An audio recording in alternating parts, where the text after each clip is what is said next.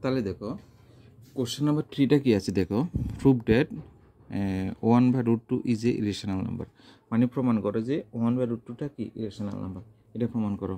তাহলে আমরা কি করব দেখো, আমরা ধরে নিব এটা রেশনাল নাম্বার। আমরা let 1/√2 equal to rational number, অর্থাৎ রেশনাল নাম্বার ধরলে আমরা যেটাকে আমরা ইকুয়াল টু a/b আকারে লিখতে পারবো। ধরে মানে ইকুয়াল টু রেশনাল নাম্বার ধরবো ইকুয়াল টু a/b, যেখানে a আর b হলো কি ইন্টিজার, এনি ইন্টিজার, আর b নট ইকুয়াল টু 0 আমি শর্টকাটে লিখলাম, ঠিক আছে। মানে আমরা let a/1/√2 equal to rational number, অর্থাৎ রেশনাল নাম্বার ধরে যেহেতু বলছে রেশনাল নাম্বার, সুতরাং আমি মানে ডাইরেক্ট লিখলাম 1/√2 ইকুয়াল টু a/b, অর্থাৎ রেশনাল নাম্বার, ঠিক আছে। a/bটা কি রেশনাল নাম্বার। আচ্ছা ঠিক আছে, তাহলে আমরা এবারে কী করবো, কোনাকুনি গুণ করবো। তাহলে b ইন্টু 1 মানে কত, b হবে, আর এখানে হবে a√2, তাহলে a√2 হবে, ঠিক আছে। আচ্ছা তাহলে এটারে আমরা কি করব, a√2 ইকুয়াল টু আমরা লিখতে পারি b, ঘুরিয়ে লিখলাম আর কি, ঠিক আছে।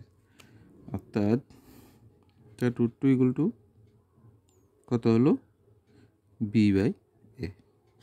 তাহলে দেখো b/a আমরা ধরে নিচ্ছি a/bটা কি ইন্টিজার, অর্থাৎ রেশনাল নাম্বার। আবার সুতরাং এটার b/aটা হবে কি, a/bটা যদি রেশনাল নাম্বার হয় b/aটাও কি হবে, রেশনাল নাম্বার হবে, রেশনাল নাম্বার, ঠিক আছে। যেহেতু a/b equal to rational number, সুতরাং b/aও রেশনাল নাম্বার। কিন্তু √2টা ইরেশনাল নাম্বার, অর্থাৎ √2কে আমরা p/q আকারে প্রকাশ করতে পারি না। সুতরাং যেহেতু √2কে p/q আকারে প্রকাশ করতে পারে না, তাহলে এটা কি, তার মানে আমরা ধরে নিছি এটা যে রেশনাল নাম্বার, এটা কি ভুল ধরেছি। তার মানে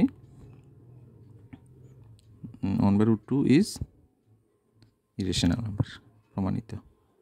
মানে আমরা রেশনাল নাম্বার জোর করে করলাম, কিন্তু দেখা গেল যে কি এটা ইরেশনাল নাম্বার,